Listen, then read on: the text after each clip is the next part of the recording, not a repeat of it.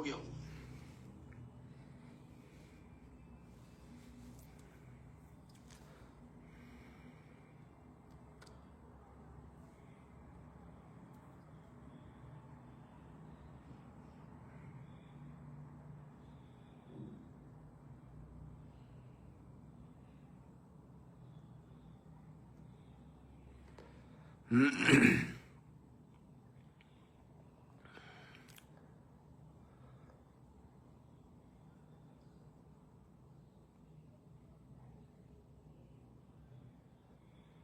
मयंक भाई जरा बताएंगे, क्योंकि मुझे कैसा है, सब क्लियर है कि नहीं, क्योंकि मैं पहली बार कर रहा हूँ ना।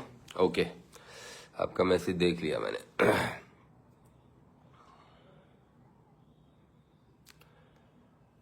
Okay okay okay.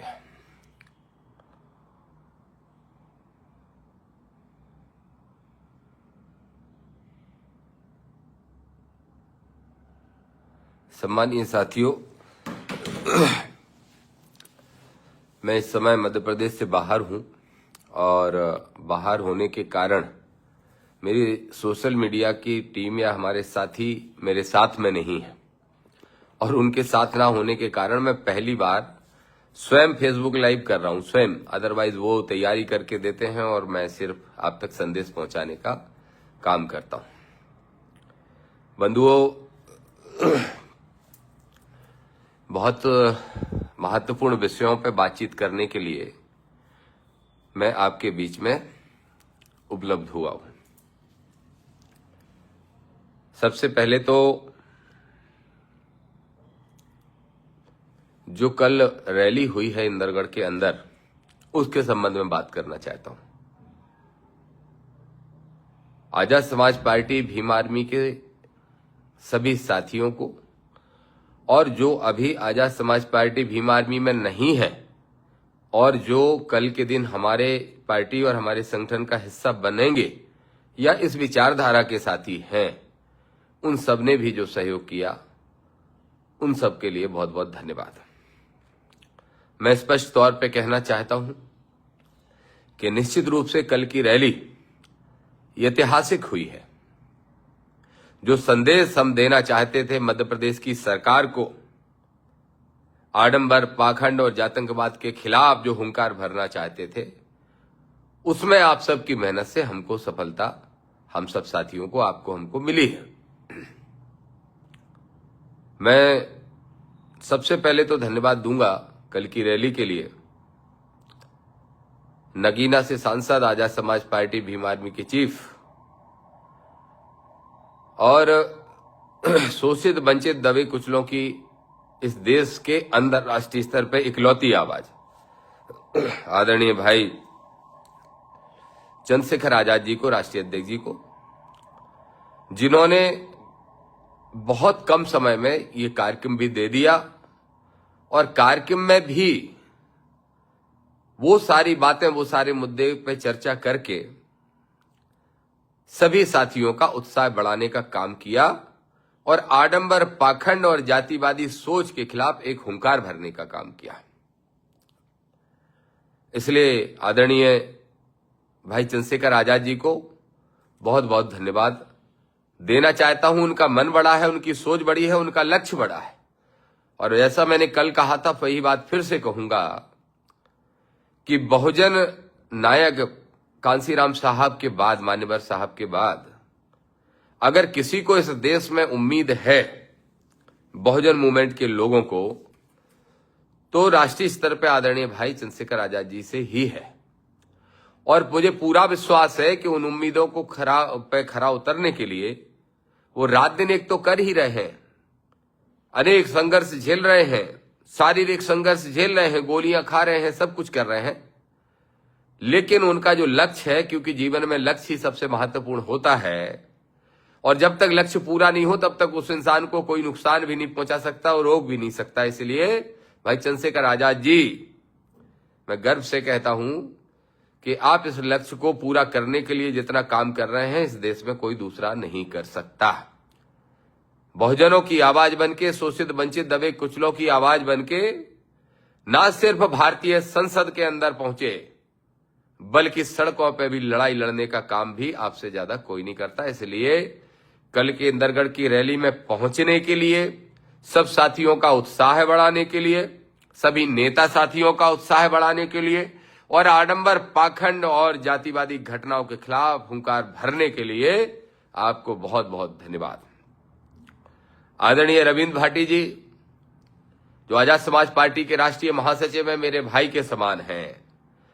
हमारी मित्रता होना तो स्वाभाविक है, लेकिन भाई के समान मित्र हैं। उनको मैं बहुत बहुत धन्यवाद देना चाहता हूं। इसके लिए भी धन्यवाद दूंगा, ना सिर्फ कल रैली में आने के लिए, बल्कि इसके लिए भी धन्यवाद दूंगा कि रविंद्र भाटी जी के प्रयासों से वो काम हो रहा है जो मेरे जीवन का सबसे बड़ा मकसद है। एससी और ओबीसी के भाइयों को एक मंच पर लाना, एक गठजोड़ तैयार करना और इस देश की राजनीति को परिवर्तन करने में सबसे बड़ा अहम कदम आगे बढ़ाना। भाई चंद्रशेखर आजाद जी के साथ भाई रविंद्र भाटी जी, आपके जो प्रयास हैं उसके लिए मैं आपको बहुत बहुत धन्यवाद देता हूं और कल की रैली में पहुंच के हम सबका उत्साह बढ़ाने के लिए धन्यवाद। भीम आर्मी के राष्ट्रीय अध्यक्ष और हमारे भाई आदरणीय सम्मानीय विनय रतन जी, उनको बहुत बहुत धन्यवाद दूंगा कि बहुत शॉर्ट नोटिस पे, बहुत कम समय की सूचना के बावजूद भी वो इस कार्यक्रम का हिस्सा बने। और उन्होंने जब ग्वालियर में गैर संवैधानिक बातें कर रहे थे, तब भी उनने ग्वालियर में और रविंद्र भाटी जी ने, दोनों ने आके लड़ाई लड़ने का काम किया। इसलिए आपको भी बहुत बहुत धन्यवाद। मेरे बहुत सारे साथियों को मैं धन्यवाद दूंगा। आजाद समाज पार्टी के जो हमारे मध्य प्रदेश के साथी हैं, कुछ ऐसे हैं जो मध्य प्रदेश से बाहर के हैं, लेकिन मध्य प्रदेश में बड़ी भूमिका निभा रहे हैं निस्वार्थ भाव से। मध्य प्रदेश के प्रभारी आदरणीय महेश चौधरी जी, आदरणीय संतोष आनंद जी, और इस रैली को सफल कराने के लिए जो आए दिल्ली से आदरणीय बालक राम जी, मेरे भाई के समान नीटू भाई, इन सब साथियों को भी बहुत बहुत धन्यवाद दूंगा, क्योंकि ये दूसरे प्रांत के हैं, लेकिन मिशन की खातिर ठंड में आके कुकरते रहे, रात को खड़े रहे 2-2 बजे तक और बहुत संघर्ष करने का काम उन्होंने किया। उनके साथ साथ मैं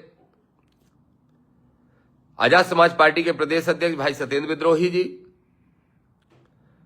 और उनके ही साथी और मेरे छोटे भाई के समान दोनों भाई अनिल गुर्जर जी, भाई रामप्रीत गुर्जर जी, उन सब के प्रयासों को भी निश्चित रूप से सराहना जरूरी है। उनके साथ साथ भाई सुनील अस्ते जी और भीम आर्मी के प्रदेश अध्यक्ष भाई सुनील बैरसिया जी, हमारे एक और साथी विनोद अंबेडकर जी, एक और साथी मिशन के दत्तू मेड़े जी, और इस तरह के बहुत सारे साथी जिनके नाम अगर मैं भूल गया हूं तो आप समझ लेना कि स्लिप हो गया दिमाग से, लेकिन बहुत सारे नेताओं ने, एक नेताओं ने, साथियों ने, टीम ने काम किया। दतिया जिले के शिवपुरी जिले की पूरी टीम ने आजाद समाज पार्टी भीम आर्मी की, वहां के जिलाध्यक्षों के नेतृत्व में बहुत अच्छा काम करने का काम किया। आप सबको बहुत बहुत धन्यवाद देता हूं। दूसरा, जो लोड पड़ता है, अचानक से कोई कार्यक्रम आता है और मैं मेरे छोटे भाई के सबको पकड़ा देता हूं, ना समय देखता हूं, ना आर्थिक परिस्थितियां देखता हूं, ना शारीरिक परिस्थितियां देखता हूं। मैं कहता हूं कि समय को हमें अपने अनुकूल बनाना पड़ेगा और जितना कहें उतना कम है। ऐसे भाई सबको मिले, जैसा मेरा छोटा भाई केशव है, और केशव के साथ केशव भाई की सारी एक टीम के साथी जो सब मेरे छोटे भाई के समान हैं, उन सब ने पूरी लगन से मेहनत करके इस रैली को सफल बनाने का काम किया। उनके साथ साथ हमारे बहुत सारे ऐसे साथी, मिशन के पक्के साथी, भाई अमोल रावत जी मीणा जी, अमोल रावत मीणा, और भाई अमित लोधी जी, भाई अमित लोधी जी, भाई बल बहादुर बघेल साहब, भिंड मौके भाई करू यादव जी, उनके साथ साथ भाई नवाब कुशवाहा जी, हमारे पुराने संघर्ष के साथी, लला पारीछा जी, जयराम पलिया जी जाटव साहब, और जयराम पलिया जी के साथ साथ देवेंद्र राठौर जी, राजेंद्र रजक जी, और उनके साथ साथ जो हमारे भतीजे हैं मधुसूदन, उनकी भी पूरी टीम ने बहुत मेहनत करने का काम किया है। राजेंद्र रावत जी और कल्ला सरपंच ने भी, और उनके साथ साथ अखिलेश भाई ने, ध्रुव यादव ने, एक नौजवान साथी हमारे रोहित हुकुम कुशवाहा, सचिन गुर्जर, मुलू गुप्ता, धर्मेंद्र यादव, ये सारे के सारे वो साथी हैं। और मेरे ज्येष्ठ पुत्र प्रियेश यादव और उनके सारे साथी मित्र, सब साथियों ने बहुत मेहनत करके रैली को सफल बनाया। इसके लिए सबको धन्यवाद। भोपाल से भी बहुत सारे साथी चल के आए। भाई अमित बंसौड़ जी आए, भाई कमल कुशवाहा जी आए, भाई दिलीप मस्के जी आए, भाई मिलिंद सरदार जी आए, और हमारे बहुत महत्वपूर्ण साथी भाई मेघ शर्मा जी आए, और सौरभ यादव, चूंकि उनके नानी का कुछ देहांत हो जाने के कारण वो नहीं आ पाए, लेकिन सौरभ का सहयोग भी सबसे बहुमूल्य था। अमन भाई का, संजय भाई साहब का, संजय यादव जी का, और उन सब निष्पक्ष मीडिया के भी साथियों को धन्यवाद दूंगा जिन्होंने हमारी बात जो 50,000 तक रह जाती है उसको 50 करोड़ तक पहुंचाने का काम किया। आज देश में कल के कार्यक्रम की चर्चा हो रही है। मैं इसलिए भी इस रैली को बहुत सफल मानता हूं, सफल नहीं बहुत सफल मानता हूं, क्योंकि 26 तारीख को जब भाई ने रैली की मुजफ्फरनगर में, उसके बाद 27 तारीख के शाम को फेसबुक लाइव आके स्वयं घोषणा की। स्वाभाविक है, अचानक से घोषणा हुई, 90% नेताओं को जानकारी में नहीं था, तो फिर घोषणा के बाद इतना समय ही नहीं बचा था कि बहुत तैयारी की जाती है। फिर भी 1-2 दिन बैठक करने में, प्रभारी जी के आने में, और सब स्वाभाविक है समय लग जाना। तो 1 दिन का 2 दिन का जो समय लग गया तो ऐसे ही निकल गए। 27 की 29 हो गई, और अगर 30 तारीख से किसी ने शुरुआत भी की तो 4-5 दिन में इतनी बड़ी तैयारी करना और इतना सफल आयोजन करना, आप सबको बहुत बहुत धन्यवाद। न सिर्फ दतिया जिला, शिवपुरी जिला या ग्वालियर चंबल अंचल, बल्कि मध्य प्रदेश के अनेक जिलों से आए हुए सभी साथियों को, दूर दूर से आए हुए सभी साथियों को, दूर दूर से आए हमारे आदरणीय सम्मानीय पत्रकार साथियों को जो मिशन विचारधारा को आगे बढ़ाना चाहते हैं मानवतावादी सोच के, उन सबको भी बहुत बहुत धन्यवाद देता हूं। और मैं दावे से कहता हूं, इतने कम समय में और किसी भी पार्टी, किसी भी संगठन की हिम्मत नहीं है, इससे आधी तो छोड़ो 25% भी रैली करने की। मैं तो दोनों बड़ी राष्ट्रीय पार्टियों के बारे में भी कहता हूं, उनकी भी हिम्मत नहीं है, उनका भी साहस नहीं है। तो आप सबको मैं बहुत बहुत धन्यवाद देता हूं। दूसरा, मैं आपको एक बात बताना चाहता हूं भाइयों, ये जो संघर्ष इस समय देश में छिड़ा है, ये विचारधारा का संघर्ष है। 2 विचारधाराओं की लड़ाई है, और निश्चित रूप से जिस तरीके से मैं कहूं कि अगर सत्ता आपके हाथ में होती है, आप सत्ता हासिल कर लेते हैं, तो आपकी विचारधारा, आपकी सोच को परोसने में, जनता तक पहुंचाने में, और उसके विचारधारा के ही आधार पर नीतियां बनाने में आपको आसानी होती है। अब ऐसे लोगों की सरकारें देश प्रदेशों में है जो मनुवाद को लागू करना चाहते हैं, मनु विधान को लागू करना चाहते हैं, आडंबर पाखंड के माध्यम से इस देश में सत्ता करना चाहते हैं, और जातिवादी सोच को बढ़ावा देना चाहते हैं। मैं आपको बहुत स्पष्ट तौर पे कहना चाहता हूं, और बड़े आत्मविश्वास से कहता हूं, जो मैंने कल कहा वही फिर कह रहा हूं। मेरे जीवन का अगर सबसे बड़ा कोई लक्ष्य है, कोई मकसद है, तो वो है इस विचारधारा को घर घर तक, गली गांव गांव तक, एक व्यक्ति तक, नौजवान बच्चों तक पहुंचाने का काम करें। हम आज संघर्ष करेंगे, हमारी पीढ़ियां सुधरेंगी, परिवर्तन तो अभी आएगा, अभी लेके आएंगे। लोग भरोसा नहीं करते थे कि भाई चंद्रशेखर आजाद जी सांसद बनेंगे, वो भी इतने बड़े वोटों से, वो भी अपनी पार्टी से, बिना किसी के समर्थन के, पर बन के दिखा दिया। लोग भरोसा नहीं कर रहे थे कि 16 दिन में दामोदर यादव भी आपके सहयोग से 16 दिन के अंदर 30,000 वोट लाएगा, सिर्फ 10-12 हजार वोट से चुनाव हारेगा, लेकिन करके दिखा दिया। आप सब ने करके दिखा दिया, और आप सब करके दिखाओगे, इस देश के अंदर सत्ता बनेगी। और ऐसे लोगों की सत्ता जो संविधान को खत्म करना चाहते हैं, बाबा साहब का सम्मान नहीं करते बल्कि अपमान करते हैं, मानवर कांसीराम साहब की सोच को खत्म करना चाहते हैं, महात्मा फुले, पेरियार, ललई सिंह, साहू जी महाराज, बिरसा मुंडा, इन सब की सोच को खत्म करना चाहते हैं, ऐसे लोगों को जवाब देने का काम इंदरगढ़ की रैली ने किया है। एक और बात मैं कहूंगा, कल बहुत सारे साथी कह रहे थे कि मंडल मंडल क्या घोषणा कर दी आपने, ये मंडल कौन है? भाइयों, इस देश में मंडल और कमंडल का ही तो लड़ाई चल रही है। याद करो मेरे पिछड़े वर्ग के भाइयों, आपने सुना होगा मंडल कमीशन की सिफारिश है, मंडल कमीशन की रिपोर्ट। जो मंडल कमीशन की रिपोर्ट है वो एक बीपी मंडल जी हुआ करते थे जो बिहार के मुख्यमंत्री रहे। एक कमेटी बनाई गई थी उनकी अध्यक्षता में, जिन्होंने पिछड़ों के बारे में आकलन करके बहुत शानदार रिपोर्ट प्रस्तुत की थी और सारी सिफारिशें लागू करने का आह्वान किया था, आग्रह किया था सरकार से। लेकिन उन सिफारिशों में 90% सिफारिशें अब तक लागू नहीं हो पाई। और यह भी एक इत्तेफाक है कि वो बीपी मंडल यादव ही थे। मैं खुद यादव हूं, लेकिन मैं ये मानता हूं कि यादव होने से बड़ा है एक बहुजन क्रांति का एक कार्यकर्ता बनना। और अब जो मंडल है सरनेम, वो मैंने इसलिए कहा क्योंकि मंडल सरनेम होने के नाते एक जाति विशेष तक आपकी सीमाएं नहीं रह जाती, बल्कि एक विचारधारा जो बाबा साहब, फुले साहब, मानवर कांसीराम साहब, पेरियार साहब, ललई सिंह जी, इन सब की विचारधारा जो थी, उस विचारधारा से सीधे आपके सरनेम से वो विचारधारा जुड़ती है और आपके विचार सब लोगों के सामने आपके सरनेम से ही प्रकट हो जाते हैं।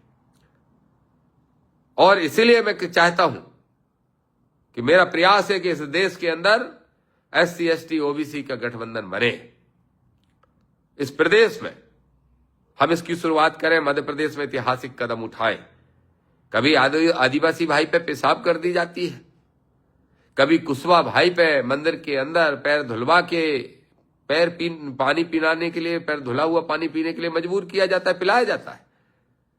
कहीं पासी समाज के व्यक्ति को लखनऊ के अंदर पेशाब सफाई कराई जाती है, चटाया जाता है एक बुजुर्ग को।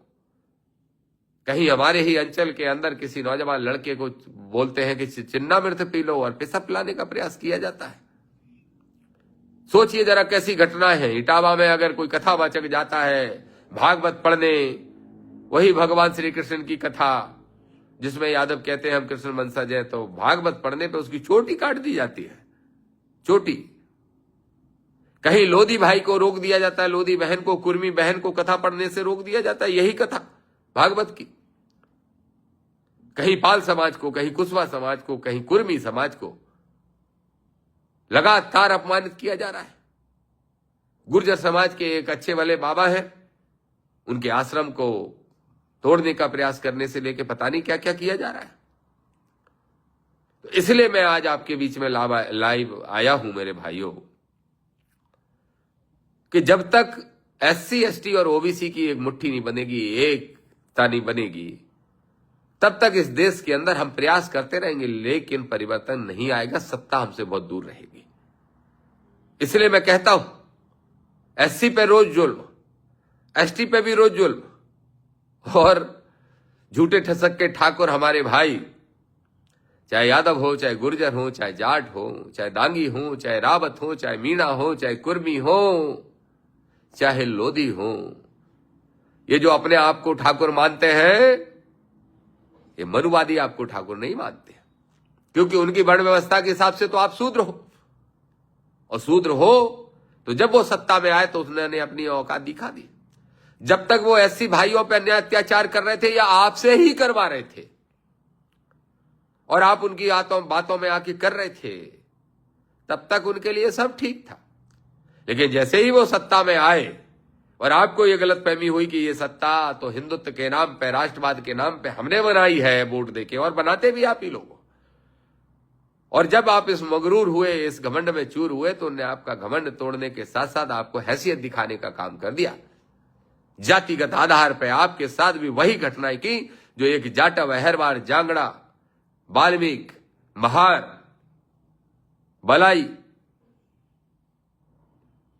बर्मा, पटवा, इन सब के साथ होती है। वही घटनाएं OBC के कुशवा पाल के साथ भी हो गई, वही नाई के साथ भी हो गई, वही केवट भाई के साथ भी हो गई, वही रजक के साथ, सबके साथ हो गई। फिर भी नहीं जागोगे क्या? कब समझोगे? इस दुनिया से चले गए महात्मा ज्योतिबा फुले, माता सावित्रीबाई फुले, प्रयास कर करके आपको शिक्षा का ज्ञान देके, शिक्षा का दीप जला के, और जब बाबा साहब ने उनको गुरु माना तो तुम क्यों गुरु नहीं मान सकते? बाबा साहब तो वो शख्सियत हैं जिनका कल हमने परिनिर्वाण दिवस के अवसर पर उनको श्रद्धांजलि भेंट की, पुष्पांजलि भेंट की, आदरांजलि भेंट की, उनको प्रणाम किया, उनको याद किया कि जिनकी पूजा पूरे देश में होती है। कुछ नालायकों आलायकों के कहने से कुछ नहीं होता। ये जो करते रहते हैं नालायकी, ना इनकी हैसियत है बाबा साहब के बारे में बात करने की। हमारे साथी समय समय पर जवाब दे देते हैं और फिर जरूरत पड़ेगी तो फिर जवाब दे देंगे। और अब की बार ऐसा जवाब देंगे, अब की बार ऐसे जवाब में देंगे कि छुपने के लिए जगह नहीं मिलेगी। इसलिए अभी भी सुधर जाए। हम संवैधानिक लोग संवैधानिक दायरे में चीजों को ठीक करना चाहते हैं। तो कब महात्मा फुले से लेके, बाबा साहब से लेके, कांसीराम साहब से लेके, पेरियार साहब से लेके, ललित सिंह जी से लेके, साहू जी महाराज से लेके, हमारे जो भी महापुरुष हैं, हमारे कबीरदास, रैदास और जितने भी महापुरुष हैं, उन सब के बारे में कब सोचोगे? उनके विचारों के बारे में कब सोचोगे? और जिस दिन सोच लोगे, यकीन मानो 1 महीना नहीं लगेगा और सत्ता में काबिज हो जाओगे, अगर चुनाव के समय आपने सही निर्णय कर लिया तो। इसलिए मेरे बहुजन साथियों, ये बहुजनों की लड़ाई है। और जब बहुजन को कोई दल या कोई व्यक्ति सर्वजन की लड़ाई घोषित कर दे तो समझ लो कि वहां विचारधारा खत्म हो गई, वहां मान्यवर कांसीराम साहब का विचार नहीं बचा। तो इस बहुजनों की लड़ाई को हम लड़ेंगे पूरी ताकत से अंत तक। दामोदर यादव तो वादा करता है कि जीवन के अंत तक, जब तक इस जीवन में एक एक कतरा रहेगा इस शरीर में, तब तक लड़ता रहेगा सामाजिक न्याय की लड़ाई। लेकिन जरूरत नहीं पड़ेगी पूरे जीवन भर लड़ने की। क्रांति बहुत तेजी से आ रही है, देखा होगा आपने। और इंदरगढ़ की कल की रैली ने यह सिद्ध कर दिया कि 4-5 दिन के अंदर इतनी बड़ी रैली किसी कीमत पर नहीं हो सकती थी। तो मैं मिशन के पत्रकार साथियों को धन्यवाद दूंगा और साथ में प्रशासन को भी धन्यवाद दूंगा। उन्होंने बहुत अच्छी व्यवस्थाएं की और मैं ऐसी ही अपेक्षा करता हूं कि ऐसी ही व्यवस्थाएं आगे भी करते रहे। जब संविधानवादी लोग संविधानवादी बातों को आपके बीच में रखने का काम करें तो ऐसा ही करते रहे। मैं देख रहा था कल जब हेलीकॉप्टर में भाई के साथी आ गया दिल्ली, तो मैं देख रहा था और हम साथी देख रहे थे कि कुछ लोग निगेटिव कमेंट्स करते हैं। कितने परसेंट? 1-2%। और वो 1-2% की जातियां जरूर देख लेना है और उनकी वो मनुवादी सोच देख लेना, सामंतशाही सोच देख लेना। मैं कहना चाहता हूं कि जितने भी षड्यंत्र कर रहे हो, सोच लो। मध्य प्रदेश के कुछ नेता बहुत षड्यंत्र कर रहे हैं। इस विचारधारा को तोड़ने में जो माहिर रहे हैं पहले, आज वो गलतफहमी में है। चंद्रशेखर आजाद को कमजोर मत समझ लेना, और अगर समझ लिया, आने दो 2028 का चुनाव, जमानतें जब्त कराने का काम करेंगे। आने दो, पता चल जाएगा 2028 के अंदर कि हम लोगों की ताकत कितनी है, चंद्रशेखर की आवाज में दम कितना है, दामोदर के साहस में दम कितना है, और एक एक हमारे साथी के अंदर लड़ने का कितना जज्बा है, और हमारी हैसियत क्या है बहुजनों की, ये बता देंगे इस बार। ना इस बार आडंबर चलने देंगे, ना पाखंड चलने देंगे। इसलिए मेरे साथियों, ये जो विचारधारा की लड़ाई है, इसको हमें हर हाल में जीतना है। आडंबर पाखंड की पराकाष्ठा है मध्य प्रदेश में। एक प्रयोगशाला बनाया मध्य प्रदेश को। पहले एट्रोसिटी एक्ट खत्म करने की जब बात हुई थी तो हमारे एससी के भाइयों ने खास तौर पे बहुत तेजी से सड़क पे उतर के और वो ताकत दिखाई थी कि चूल्हे हिल गई थी इनकी। अब आडंबर पाखंड फैला के फिर से मध्य प्रदेश की भूमि से ही एक नए क्रांति का ये आगाज करना चाहते हैं, जिसका मुंहतोड़ जवाब हम सब साथियों को जरूर देना है। एक बाबा है जो पर्चियां निकालने वाले को मैंने आज देखा, खबर देखी कि बंगाल में पहुंच गए भाई। बंगाल, क्योंकि बंगाल में चुनाव आने वाला है और जो सत्ताधारी का उनको संरक्षण है सत्ता का, तो उसकी एजेंटशिप तो करनी पड़ेगी, उसके प्रचारक के रूप में काम तो करना पड़ेगा। ये बहुत अच्छा तरीका निकाला मेरे ओबीसी के भाइयों, जरा समझो, एससी के भाइयों समझो, ओबीसी के एसटी के भाइयों भी समझो। ये बहुत अच्छा तरीका निकाला कि जब चुनाव आ जाए तो हिंदुत्व के नाम पे आपको बांट दिया जाए, एक कर दिया जाए और एक जगह वोट डलवा दिया जाए। और जो आदमी मंच से कहता हो ठटनी बने, आगी के लगे, नक कटा, छूत अछूत, मेरे पागलो, सही तो कहता है, गलत नहीं कहता जो आदमी, मेरे पागलो, पहले बिहार में गए थे ये कहने, मेरे पागलों, क्योंकि बिहार में चुनाव था। उत्तर प्रदेश में तो घुस नहीं पा रहे योगी के मारे, नहीं तो अभी तक पहले वहीं पहुंच जाते, इसलिए पश्चिम बंगाल पहुंच गए। मेरे पागलों, सनातनियों, अरे यात्रा निकालो, यात्रा चुनौती दे रहा हूं, अभी से करो घोषणा, 2 महीने 1 महीने की तैयारी रखना। हमें इस देश के न्यायपालिका पर पूरा भरोसा है। अगर गैर संवैधानिक मांगों को लेके गए, पिछली बार तो हमारी गलती रही कि हम देर से पहुंचे सुप्रीम कोर्ट, अब समय से सारी तैयारियां हैं, निकाल के देखो जरा यात्रा। इतनी हिम्मत है तो क्यों पलट गए? क्यों कहने लगे हिंदू राष्ट्र हमें कागजों में नहीं दिल में चाहिए? क्या होता है ये दिल में? क्या होता है दिल में? और ये होता क्या है हिंदू राष्ट्र? हिंदू मुस्लिम सिख ईसाई आपस में हैं भाई भाई, और बुद्धिस्ट इतने हो गए इस देश में कि तुम्हारी चूल्हे हिला देंगे, ये ध्यान रखना। तो ऐसे आडंबरी पाखंडियों को जवाब देना है और अपने मध्य प्रदेश को प्रयोगशाला नहीं बनने देना है। दूसरा एक और बात कहूंगा, ओबीसी आरक्षण का जो मुद्दा है मेरे भाइयों, बहुत गंभीर मुद्दा है। हमारे बहुत सारे साथी पहले से लड़ाई लड़ रहे हैं, कल पूर्व विधायक प्रजापति जी भी थे और भी बहुत सारे साथी, लेकिन ये लड़ाई जीती तभी जाएगी जब एससी और ओबीसी एसटी सब मिलकर लड़ेंगे। नहीं तो कभी संतोष वर्मा के नाम पे आपको धमकाया जाएगा, बिना गलती के गलत सिद्ध किया जाएगा, और जातिगत घटनाएं तो रोज आपके साथ की जाएंगी। तो ओबीसी का आरक्षण तो हमें मध्य प्रदेश में लागू कराना है। फिर कहना चाहता हूं सीएम मोहन यादव जी से, कब बजेगा डंका? 13% होल्ड अभ्यर्थी, लाखों अभ्यर्थी आपका इंतजार कर रहे, कब बजेगा डंका? यादव जी कब बजेगा डंका? इसलिए मैंने कल कहा कि वो मनुवादी यादव है, इसलिए वादा पूरा नहीं करते, लेकिन दामोदर यादव अम्बेडकरवादी यादव है, संविधानवादी यादव है, और दामोदर ने तय किया कि अब दामोदर यादव दामोदर मंडल है, और ये मंडल की सोच के तहत लड़ेंगे, बजाएंगे भोपाल में राजधानी में डंका, और 13% होल्ड अभ्यर्थियों को भी हटवाएंगे। और जैसा मेरे भाई ने कहा, बड़ा अच्छा कहा चंद्रशेखर भाई ने मुझसे हेलीकॉप्टर में, कि सिर्फ 13% होल्ड हटवाने तक लड़ाई को खत्म नहीं कर देने देना है, पहले वो जीतना है, उसके बाद 52% आरक्षण भी मध्य प्रदेश में ओबीसी के लिए लेना है, और सदन में भी ये मामला उठेगा, लड़ेंगे, पूरी ताकत के साथ लड़ेंगे। इसके साथ साथ प्रमोशन में रिजर्वेशन, मैं तो कहता हूं प्रमोशन में रिजर्वेशन का जो लोग विरोध करते हैं वो दो मोही सोच क्यों रखते हैं, दो तरह की सोच क्यों रखते हैं? जब आरक्षण मिले तो अच्छा, और जहां नहीं मिल रहा वहां बुरा। मैं पूरी तरह से प्रमोशन में रिजर्वेशन के समर्थन में हूं, ये स्पष्ट तौर पर आपको कहना चाहता हूं। एक और बात आपसे कहूंगा कि प्रमोशन रिजर्वेशन हो चाहे ओबीसी का आरक्षण हो, इनको लेके हम बहुत बड़ा आंदोलन भोपाल राजधानी में करने जा रहे हैं। दूसरा, कर्मचारी और अधिकारी भाइयों से भी कहूंगा कि हमारा साथ दो। किसका साथ दोगे? मुझे मालूम है आपने किसी दल का कभी बहुत साथ दिया, बहुत साथ दिया, आपकी दम पे, आपकी मेहनत से, आपके प्रयासों से खड़े हुए हैं दल, लेकिन इसका मतलब एक बात तो नहीं है, हाँ ये कहावत सच है कि दूध का जला मठा भी फूंक के पीता है, लेकिन मठा भी तो पीने का समय निकला जा रहा है, कब पियोगे? फूंक तो लिया, कितना फूंकना चाहते हो? अब दे दो साथ, नहीं तो मेरे भाइयों देर हो जाएगी। और ये जो संगठन है कर्मचारियों के, अधिकारियों के, एससी के, एसटी के, ओबीसी के, सबसे कहना चाहता हूं मेरे भाइयों, एक बार तो आवाज लगाओ, थोड़ी सी तो हिम्मत जुटाओ, जरा सत्ता में इसके प्रभाव से बाहर तो निकलो, और सत्ता के प्रभाव से बाहर निकलो तो तुम्हारे बयानों पे ऐसी नौटंकी, ऐसा बवाल कोई नहीं कर पाएगा। ये दामोदर यादव का वादा है, और बिना चंद्रशेखर भाई के पूछे कह रहा हूं, उनका भी वादा है, वादा है। निकलो, करो हम लोगों का सहयोग, मैं आह्वान करता हूं कि करिए हमारा सहयोग।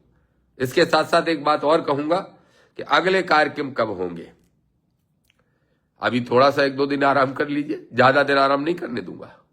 आराम तो तब तक हमारे लिए ठीक नहीं है, हमारे स्वास्थ्य के लिए हानिकारक है, जब तक, जैसा मैंने कल कहा कि मध्य प्रदेश की विधानसभा में जय भीम का झंडा नहीं लहरा देते, तब तक आराम का तो कोई मतलब नहीं है भाई। तो इसलिए मैं कहता हूं मेरे साथियों, मेरे सभी संविधानवादी साथियों से भी कहूंगा कि जब कोई वीडियो डलता है, कोई कमेंट होते हैं, जरूर देखा करो, और सिर्फ जय भीम करके गायब मत हुआ करो, बहस किया करो इन मनुवादी और सामंतशाहियों से, और बहस तार्किक तरीके से। हमारे तर्क में तो बहुत दम है, क्योंकि हम संवैधानिक बात कर रहे हैं, और ये लोग संविधान को तोड़ने की बात करें। इनको बहस किया करो, जिस भाषा में समझे उसी भाषा में जवाब भी दिया करो, लेकिन संवैधानिक दायरे में, संवैधानिक दायरे में। क्योंकि जब हम ही संविधान को तोड़ेंगे तो हम किसी को संविधान को मनमाने के लिए कैसे कह सकते हैं। तो इसलिए आप सबसे मेरा अपील है कि ज्यादा से ज्यादा जुड़ा करो सोशल मीडिया पे। सारी ताकत अब आपके हाथ में है, मोबाइल के रूप में, सोशल मीडिया के रूप में। करिए पूरी ताकत से हम सब साथियों की मदद। अगले कार्यक्रम के रूप में मैं घोषणा कर रहा हूं कि अगला कार्यक्रम पहले पिछोर में हो सकता है, पिछोर और सेवड़ा का साथ ही बन जाए, सेवड़ा में, उसके साथ साथ दतिया में भी, और पर्ची निकालने वाले के यहां भी, छतरपुर में भी। इन सब जगह हम कार्यक्रम करने जा रहे हैं और संविधानवादी रैलियां करेंगे और पूरी ताकत के साथ करेंगे। सारे साथी मानसिक रूप से तैयार रहें। अनुमतियां लें, अनुमति देनी पड़ेगी, प्रशासन को देगा प्रशासन, निश्चिंत रहें। लेकिन इन कार्यक्रमों की तैयारियों में भी सारे साथी जुट जाएं। संविधान को बचाना है, इसलिए चुपचाप घर नहीं बैठना, संविधान को बहुत खतरा है। एक बात और कहूंगा, मेरे पिछड़े वर्ग के उन नेताओं से जो दूसरे दलों में काम कर रहे हैं लेकिन दुखी हैं, परेशान हैं, पर हिम्मत नहीं जुटा पा रहे। जुटाओ हिम्मत, निकल के आओ निकल के, और देखते हैं कि कौन क्या बिगाड़ता है। आओ इस नीले झंडे के नीचे, आओ हमारी विचारधारा के साथ। विचारधारा तो तुम्हारी भी वही है, इसलिए तो वहां बेचैन हो। तो फिर क्यों ढो रहे हो ऐसे दलों को जो आपको सत्ता से बेदखल रखना चाहते हैं, आपको हक अधिकार भी नहीं देना चाहते, बल्कि आपको छुआछूत की नजर से भी देखते हैं, छोटा बड़ा की नजर से भी देखते हैं। आओ, मुझे मालूम है बहुत सारे साथी मुझसे जो बात कर रहे हैं बिना नाम लिए, नाम लेना किसी का उचित नहीं है, कई हैं ऐसे जो विधायक बनने लायक हैं, ढेरों दर्जनों बनाएंगे। मेरी भाई से भी बात हो चुकी है और पार्टी के सभी प्रदेश के नेताओं से सबसे चर्चा हो चुकी है, जो अच्छे लोग हैं। और मैं तो अपनी पार्टी के साथियों से भी कहूंगा कि जो अच्छे लोग हैं टेस्ट कर लेना, अपनी विचारधारा के होना चाहिए पक्के, और विचारधारा से अगर पक्के हैं तो उनको पहले तो इस विचारधारा में समागम करवाओ, समय से करवाओ, ताकि टेस्ट भी पूरा हो जाए। और टेस्ट होने के बाद पूरी ताकत लगा के, पूरी हिम्मत के साथ 2028 के चुनाव में मध्य प्रदेश में परिवर्तन करना है। 2027 के रिजल्ट तो आएंगे ही, जैसी उत्तर प्रदेश में मेहनत हो रही है, लेकिन 2028 में मध्य प्रदेश में उसको हम साकार करेंगे, तभी सार्थक होगा हमारा प्रयास। तो इंदरगढ़ की रैली के लिए सारे आजाद समाज पार्टी भीम आर्मी के सभी साथियों को बहुत बहुत धन्यवाद। हमारे सभी जो नेता आए थे उनको पुनः धन्यवाद।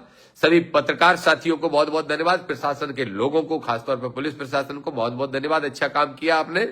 और एक एक हमारा साथी जो पूरे प्रदेश से या देश के अन्य कोने से आए, उन सबको भी बहुत बहुत धन्यवाद देता हूं। और उम्मीद करता हूं कि ये जो मैं ब्रिज बनाना चाहता हूं, पुल बनाना चाहता हूं एससी और ओबीसी के बीच में, ग्वालियर, चंबल और बुंदेलखंड हमारी प्राथमिकता है, और इस प्राथमिकता को पूरी ताकत से आगे बढ़ाएंगे। फिर उसके बाद बिंद में घुसेंगे, फिर महाकौशल जाएंगे, फिर मालवा में भी जाएंगे। पूरे मध्य प्रदेश के अंदर परिवर्तन की लहर आएगी और जय भीम का झंडा 2028 में जरूर फहराएगा मध्य प्रदेश की विधानसभा के अंदर। और ये कोई शेख चिल्ली जैसा सपना नहीं है, ये वो हकीकत है जो हम करके दिखाएंगे। ये वही हकीकत है जो आज से 2 साल पहले हमारे भाई आदरणीय चंद्रशेखर आजाद जी ने करके दिखाई। किसी को भरोसा था क्या? किसी को भरोसा, फिर कह रहा हूं, था क्या 2023 के चुनाव में कि सेवड़ा का चुनाव इतना नजदीक पहुंच जाएगा? फिर मैं कह रहा हूं, मेरी गलती रही, सिर्फ मेरी गलती, मेरे किसी साथी कार्यकर्ता की, किसी पार्टी के नेता की कोई गलती नहीं, मेरी गलती रही कि देर से उस कांग्रेस को लात लगाई। अब उसी कांग्रेस के कुछ नेता षड्यंत्र कर रहे हैं, करो, सबक सिखाएंगे, आने दो समय, कसर मत छोड़ना, क्योंकि हम भी चुनाव में कोई कसर नहीं छोड़ेंगे। बाबा साहब की सोच का झंडा मध्य प्रदेश के अंदर, मध्य प्रदेश की विधानसभा के अंदर, सड़क पे, सदन में, सब जगह फहराने का काम आप और हम सब साथी मिलकर करेंगे। और माइनॉरिटी के लोग भी, मुस्लिम भाई भी बहुत ताकत के साथ हम लोगों का साथ दें। ये जो दल है कांग्रेस, ये आपका कुछ नहीं कर सकता, कुछ नहीं कर सकता, आपके लिए कोई भला काम नहीं कर सकता। तो इसलिए मेरा आग्रह है कि आप सब भी हमारे इस मिशन में साथ दें। आप सबको बहुत बहुत धन्यवाद। आप सभी को बहुत बहुत धन्यवाद देने के साथ साथ पुनः बधाई रैली के लिए। और पुनः ये रैली हमारा एक कोई ना पड़ाव है ना मंजिल है, ये तो राह की एक सीढ़ी है। ऐसी रोज चढ़ते जाना है, रोज संघर्ष को जारी रखना है और मध्य प्रदेश के सारे साथियों से कहूंगा, कहीं भी शासन प्रशासन सत्ता में बैठे लोग बाहुबली परेशान करें, हमारे प्रेम को जाति गठबंधन को तोड़वाने के लिए भी अगर कोई करे, कोई संकोच मत करना। किसी भी जाति के बाहुबली हो, मुझे संपर्क करना। मैं अपने गरीब और किसान और मजदूर के साथ खड़ा दिखा दूंगा, अपने कार्यकर्ता के साथ खड़ा दिखाऊंगा, अपनी विचारधारा के भाई के साथ खड़ा दिखाऊंगा। इसलिए पूरी ताकत से लड़े, पूरे साहस से लड़े। भाई चंद्रशेखर आजाद जी को हम बार बार बुला के परेशान नहीं करेंगे, वो बहुत व्यस्त रहते, पूरे देश की जिम्मेदारी है। लेकिन जब बुलाओगे तब आएगा दामोदर यादव और मध्य प्रदेश का एक एक नेता और लड़ाई लड़ने का काम करेगा। आप सबको बहुत बहुत धन्यवाद, सबको बहुत बहुत बधाई। जय भीम, जय संविधान, जय मंडल, जय जोहार।